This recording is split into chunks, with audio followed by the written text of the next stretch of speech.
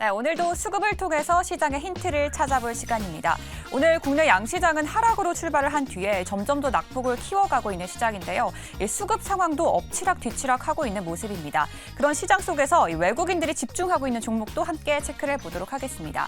일단 어제 시장부터 정리를 해보겠는데요. 어제 상승했던 삼성전자와 삼성전자 우선주를 외국인들 선택을 했고요. 역시나 자동차 기업들이 강한 흐름을 가져갔던 가운데 완성차 기업인 기아와 현대차까지도 순매수하는 모습이었습니다. 그리고 두산 로보틱스, 로봇주인 대장주죠. 두산 로보틱스도 연일 수급이 계속해서 몰리고 있던 모습입니다. 그럼 오늘 시장 외국인들이 선택한 기업 체크해 보겠는데요. 지수 자체에는 힘을 받지 못하지만요. 외국인들은 2차 전지에 집중을 하고 있는 모습입니다. LG화학과 포스코홀딩스 그리고 에코프로까지 수급이 몰리고요. 반도체 대장주 중에서는 SK하이닉스 그리고 게임 스트리밍 서비스를 출시했던 네이버까지도 여전히 수급이 몰리고 있습니다. 그럼 기관들이 선택한 종목도 체크해 보시죠. 네, 기관들이 선택한 종목 외국인과 좀 비슷한 흐름을 보여줬습니다. 삼성전자와 SK하이닉스 그리고 완성차 기업들까지 비슷했고요. 그리고 어제 제약바이오주들이 강세를 보였던 가운데 셀트리온까지도 순매수가 들어왔던 시장입니다. 그럼 오늘 시장이 또 중요할 텐데요. 외국인들 오늘 시장에서 담고 있는 종목들입니다. 어제와 비슷한 흐름을 계속해서 유지하고 있습니다. 삼성전자와 SK하이닉스 여전히 물량 쏠리고요. 기아와 현대차까지도 어제 이어서 수급이 들어옵니다. 다만 오늘은 제약바이오 중에서는 알테오젠이 눈에 띕니다. 오늘 또 주가 흐름도 굉장히 좋은 편인데요. 기관들의 순매수가 들어오고 있는 시장입니다. 그럼 개인들이 선택한 종목도 함께 체크해 보시죠. 네, 개인들은 어제요 하이드로 리튬 순매수했던 모습입니다. 다만 오늘 좀 주가가 빠지면서 신저가를 기록하기도 했으니까요. 참고해 보시면 좋을 것 같고요. 그리고 H&M의 유상증자에 참여하겠다고 밝힌 펜오션도 수급이 몰리고 2차 전지 중에서는 에코프로, 엔터주 중에서는 하이브, 그리고 반도체 후공정 기업인 하나마이크론까지도 수급이 몰렸던 시장이었습니다. 어제의 상승부를 이어가진 못하고 있지만요. 수급 상황도 좀 엎치락 뒤치락하면서 시장에서 중요한 포인트들이 더 있을 것 같습니다. 고수님들을 통해서 자세한 힌트 바로 살펴보시죠. 네, 수급 특징을 볼만한 게 있을까요? 현재 구간 코스피 코스닥 양시장의 수급을 먼저 좀 보자면 그렇게 사실 거래량 자체가 많지가 않습니다. 코스피에서는 개인과 기관의 매수세가 소폭 잡히고 있고요. 외국인 매도가 580억 원, 그리고 코스닥에서는 외국인과 기관의 매도가 각각 300억, 500억 잡히고 있고 개인만이 900억 원대 매수 우위가 나타나고 있습니다. 오늘은 선물 쪽에서도 외국인이 2,300억 넘게 팔고 있는 가운데 개인만이 2,800억 넘는 매수세가 나타나고 있습니다. 자, 거래량 자체가 그렇게 많지 않죠, 김대중 교수님? 네. 크게 염려하실 필요 없다라는 말씀에서 앞서 설명을 드렸는데요. 네. 외국인 투자자들이 현재 선물을 매도를 하고 있습니다. 어제는 1조 6천억 가까운 매수를 했습니다. 어제 외국인 투자자들 선물 대규모 매수를 했고 오늘은 매도를 하는 이유는 최근 일본 정부에서 완화된 통화 정책에 대해서 이제 회수하는 과정으로의 진행을 하겠다. 통화 안 하는 정책에 대한 변화를 하겠다라고 해서 주가 빠졌고 이후에 기존의 완화된 통화 정책을 그대로 유지하겠다라고 해서 최근 일본의 주시장이 급등하는 현상에서 모습을 보여줬죠. 이 과정에서 외국인 투자자들이 일본 주식과 한국 주식을 담는 과정에서 어제 선물 매수가 집중화되는 현상을 보여줬습니다. 그리고 여기에 대한 일부 이익 실현되는 과정에서 오늘 매도가 나왔고요. 큰 매도에서의 상황은 아니기 때문에 시장의 전반의 하락에 대해서 우려할 필요는 없다라고 생각하고요. 미국 시장 한번 들여다보겠습니다. 최근에 미국 시장에서 가장 강한 종목들이 어떠한 종목이라고 생각을 하십니까? 최근에요? 네. 최근에 M7 종목 외에 다른 섹터가 올랐을 때 금융주 좀 강했고요. 그게 아니고요. 다우지수는 신고가 돌파했었죠. 그렇죠. 다우. 3대 지수 중에 말씀하시는 겁니까? 네. S&P도 신고가 영역에 도달했습니다. 거의 뭐 한 1% 그렇죠. 안팎이죠. 반면에 애플과 마이크로소프트는 신고가 근처에 다가서긴 했지만 아직 신고가를 돌파를 못했습니다. 나머지 5개 종목은 여전히 헤매고 있는 상황이고요. 미국 시장에서 가장 강한 시장을 주도하는 종목에서의 흐름들은 보잉이 있고요. 캐터필러가 있고요. 네. 코스코가 있고요. 홈디포가 있습니다. 이 종목들은 어떠한 종목이라고 생각하십니까? 시장에 뭔가 경기에 민감한 종목들이라고 생각하는데요. 우리가 보통 이런 종목을 가치주라고 하죠. 그래요? 저는 되게 민감해 보이는데. 경기 민감주이면서도 네. 가치주인데 가치주라고 하면 현금 흐름이 좋은 회사들 있지 않습니까? 그렇죠. 계속해서 돈을 벌고 있는 영위하는 그 기업들입니다. 시장의 패러다임이 가치주 섹터로의 시장 전환이 되어갔습니다.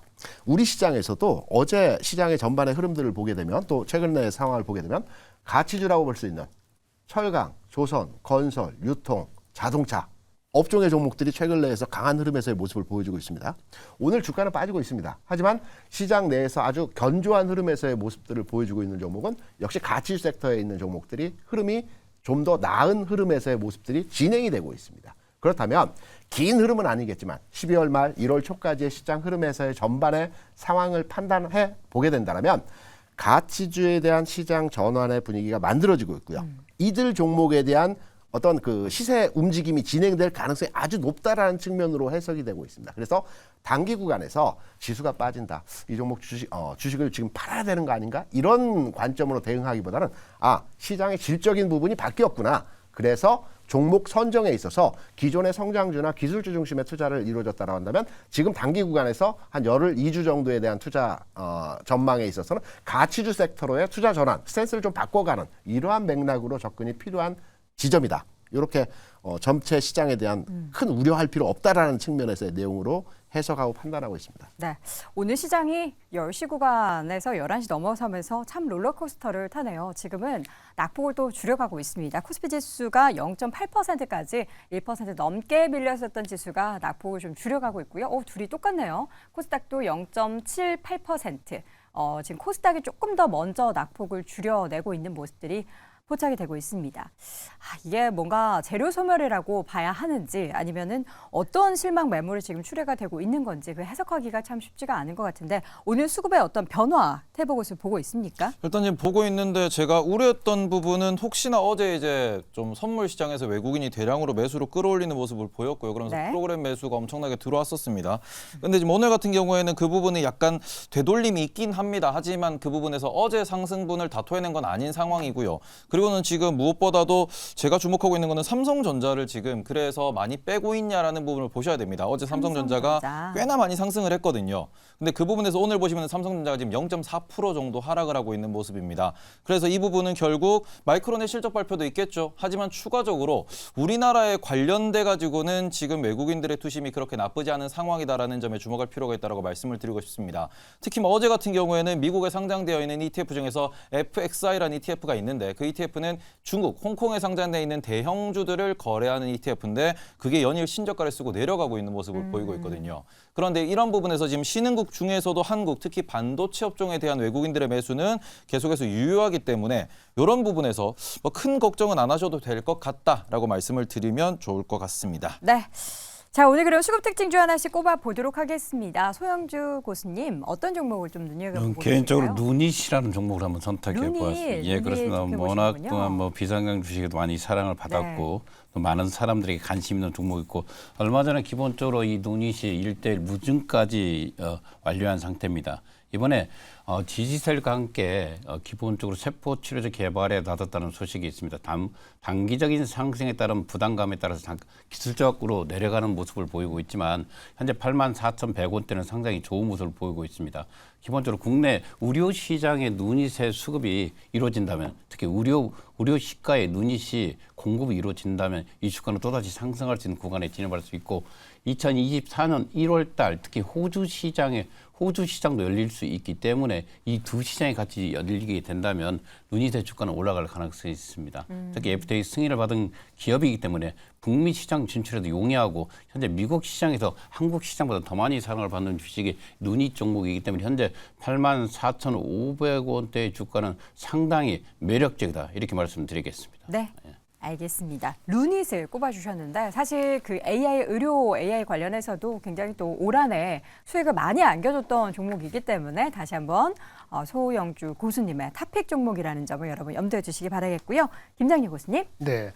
오늘 장이 좀 약간 그 여러 가지 이슈 때문에 그렇긴 한데요. 와, 난립니다. 지금 네. 코스닥 0.5%까지 낙폭 줄였어요. 그래요. 쫙 빠졌다 다시 또 올랐어요. 뭐 해석의 여지를 둔 것처럼 해서 우리가 틀릴 수도 있고 뭐 누가 헷갈릴 수도 있는데 예. 일단은 그 해석의 여지가 딱 보고 직관적으로 이걸 하고 분명하게 나오지 않았다는 것 자체가 문제죠. 우리가 다 학교 나오고 다 공부한 사람인데 네. 꼭 세무사한테 물어봐서 1시간 동안 기다려서도 확정치가 모른다는 것 자체가 그것이 작성한 사람의 이슈가 있다라고 비난을 한번 하고요. 근데 이거는 약간 그런 것도 있어요. 저희가 이제 세금에 대한 기준을 생각을 할 때 저는 종합소득세를 보통 내거든요. 그러니까 종합소득세 직관적으로 알 수 있게끔 설명이 따로 할 필요가 없게끔 발표하는 게 맞죠. 그렇죠. 그 보도자료에 네. 그러니까 올해부터 적용이 되기 때문에 누구나 올해 똑같은 질문을 하시는데 50억 그렇게. 갖고 있어도 괜찮습니다. 이렇게 이제 얘기를 좀 해주면 좋겠는데 설명 친절하게. 보충 같이 나와야지. 원래 당연히 기본적으로 이게 그 세금이라는 건 입법기관에 의해서 승인을 받아야 되지 않겠습니까? 그쵸. 그리고 그것도 좀 국회에 빠듯하다 예산안 그러더라고. 올해가 국회 예산이 오늘 아마 여야 간의 합의가 이루어지면서 아마 통과될 가능성이 높습니다. 그 네. 안에 같이 포함돼서 소득세 완화 부분이 양도소득세 완화 부분이 포함될 가능성이 있기 때문에 기본적으로 2024년도 1월부터 적용된다는 것을 과연 소급적으로 할 것인가, 2023년도 문제도 같이 소급적으로 할 것인가, 이 문제가 집중적으로 다질 것이고 입법기관의 행위로서 이루어지기 때문에 시간적 여유는 반드시 필요합니다. 그래서 그 기간적 여유를 줄 필요가 있고 앞서 말한 대로 새로운 후보자가 경제부총리가 새로운 후보자가 나오면서 이 문제가 급격하게 부상을 했습니다. 네. 그러나 시장에서 앞서 말한 대로 위원님이 지적한 대로 불확실성만 더 확대시키는 발표를 하고 말았습니다. 네, 시장이 단기간 출렁했지만 기본적으로 이 단기간 출렁인 상황에서는 놀랄 필요도 없습니다. 시장은 늘 원위치로 오기 때문에 산타랠리 시장이 끝난 것도 아니고 다만 특별한 이슈가 없이 기술적으로 상을 밀리는 그런 구간이었다. 우리가 그동안에 상당히 많이 가파르게 올라가지 않았습니까? 시장이 이럴 때 잠시 쉬어가는 분들 어제 미국 시장도 특별한 이슈가 없습니다. 없이 잠깐 쉬어가는 모습을 보이기 때문에 네. 이런 하나하나 이슈에 놀랄 필요는 없습니다. 시장은 전진하고 있기 때문에 놀랄 이유는 전혀 없다. 그리고 네. 기본적으로 입법기관에서 어떤 행위로서 이루어지기 때문에 이것이 소급이 될 것인가 네. 안 될 것인가 이 부분만 알아볼 필요가 있겠습니다. 자, 제가 다시 한번 좀 정리를 해드리도록 하겠습니다. 수급 특징지 얘기해도 돼요? 죄송합니다. 요거만 정리하고 바로 얘기하지 마. 얘기 짧게 바로, 한다면서요. 정리해 5천에 얘기하고 하겠습니다. 끝날까요? 아니요. 그 12월 28일에 매수한 사람에 한해서 대주주로 등록이 된다면 이게 2024년 1월부터 대주주 등록이 되는 그런 상황이라서 이번에 상향 조정이 된 게 맞고요. 만약에 26일에 내가 새로 주식을 매수한다. 근데 28일에 이제 계좌에 그게 들어오겠죠. 그렇게 된다면 이 분이 대주주가 아니라면 내년에 과세가 안 된다라는 겁니다. 이게 제 얘기가 더 헷갈리게 해야 되나요? 상향 조정된 거 맞습니다. 예, 다시 한번 정리해 드리고요. 죄송합니다. 아니. 자, 우리가 종목. 죄송한 적을 껐고요. 종목이요. 그것 때문에 얼마나 시간을 낭비했어요. 사실은. 그러니까요. 그 자체도 시간 로스가 된 거죠. 곱하기 네. 못하니까. 그러니까 정부의 그런 그 관료의 그런 그 무사 안일주의에 대해서 질타를 아니할 수가 없습니다. 한번 하드리고요. 그럼에도 관계없이 네. 실적이나 아니면 그 모멘텀이 확인된 주식들은 올라가요. 제가 오늘 가져온 건 HK 이노엔인데요. HK 이노엔. 네. 네, 이제 한번 HK 이노엔 지난번에도 한번 많이 말씀하셨죠. 조정을 좀 컨디션. 받다가 어저께 그 지금 파트너가 바뀌었어요. 보령하고. 그래서 그 비즈니스가 이제 본격적으로 해서 매출이 한번 수수료가 내려가기도 하고 네. 그다음에 매출이 더 붙는다 이렇게 해서 이게 있거든요. 그래서 보령하고 수수료 인하가 되는 거, 그다음에 백신 판매가 종료되는데 그 비어 있는 매출 공백을 해소할 수 있다는 거, 순환기 쪽의 영업이 더 강화된다는 거 파트너가 바뀌었으니까 네, 네. 이런 걸로 목표 주가가 상향된 리포트가 나왔어요. 근데 사실은 이 뉴스가 목표 주가 리포트가 오늘 나왔지만은 어저께 나온 뉴스인데 어저께는 조정을 받고 오늘 같은 장도 사실은 더 올라갈 수도 있는데 네. 지금 헤매고 있는데 이런 펀더멘털이 받쳐주는 주식은 관계 없습니다. 그런 게 있고 또 비올 같은 경우도 오늘 안 적었지만 오늘 보니까 브라질 승인이 떨어졌거든요. 비올. 그 승인 떨어진다는 거. 그 승인 떨어지니까 5% 오릅니다. 아까 승인 떨어진다는 거 시작하기 전에 왔는데 그거 미리 알았으면 오늘 가져왔을 텐데 그런 건 탄력이 있죠. 주가 많이 올라갔죠. 네. 그때 뭐 그 주식 양도세금 나발이금 다 있겠지만 관계 없잖아요. 그래서 펀더멘트를 믿고 사가지고 스캘퍼식으로 주식하거나 스윙식으로 주식하는 사람들만 이 방송을 본다면은 그런 의미가 없어요. 근데 이제 스윙이 아니고 펀더멘트를 하면은 사놓고 한두 달 기다릴 수 있는 그런 걸 가진다면은 이런 거 흔들릴 때 들어가면 좋았던 거죠. 그 두 가지 종목을 말씀을 드리고요. 네. 사실은 수급주에서 삼성하고 하이닉스 아까 이제 우리 태희보 교수님 말씀하셨는데 삼성전자가 버티는 건 의미가 있어 보이고요. 김대중 교수님 말씀하신 것처럼 아까 그 가치주라 얘기했는데 어떻게 보면 또 그게 퀄리티 주식이거든요. 넘버가 좋아요. 넘버가 좋아질 거예요. 그렇죠? 근데 이제 다른 테마주에 치여갖고 못 간 주식들이 대형주에 포진돼 있는데 그런 주식이 만약 버틴다면은 장의 퀄리티 자체가 흔들려지는 건 아니기 때문에 미국 장이 빠진 거에 비해서 덜 빠지고 있잖아요. 지금. 그 정도면 괜찮다라고 보시는 게 맞습니다. 네. 미국이 2% 빠졌는데 우리가 똑같이 2% 빠진다. 그러면 좀 여러 가지 변수가 있겠죠. 그 정도로 보시는 게 맞지 않을 것 같습니다. 알겠습니다. 자, 이어서 김대중 교수님 제가 여도은행과 하나 질문 제가 한번 드려보겠습니다. 질문이요. 저 지금 약간 멘탈이 안 좋아서 대답을 잘 못할 수도 있습니다. 여도은행커 네. 백화점, 네. 특정 백화점 어디를 선호하냐고요? 선호하십니까? 저는 신세계 백화점이요. 아, 그런가요? 왜냐하면 신세계 백화점이 뭐가 제일 좋은지 아세요? 네. 쿠폰으로 네. 무료 주차할 수 있는 시간을 3시간이나 줘요. 아. 보통 다 2시간 주거든요. 네네. 신세계 백화점은 3시간입니다. 근데 다소 아쉬운 건 네. 강남점은 안 줘요.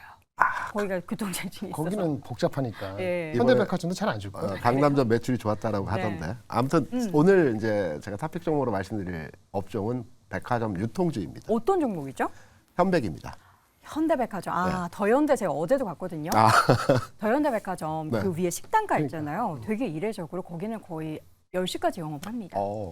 더현대 압구정 지점의 팥빙수가 맛있죠. 밀탑 네. 그거 없어졌어요. 없어졌습니까? 선생님. 네. 없어진 지 꽤 됐어요. 백화점주를 여러분께 설명드리는 것은 네. 의외라고 이제 아마 생각하실 거 백화점? 지금 시점에 왜?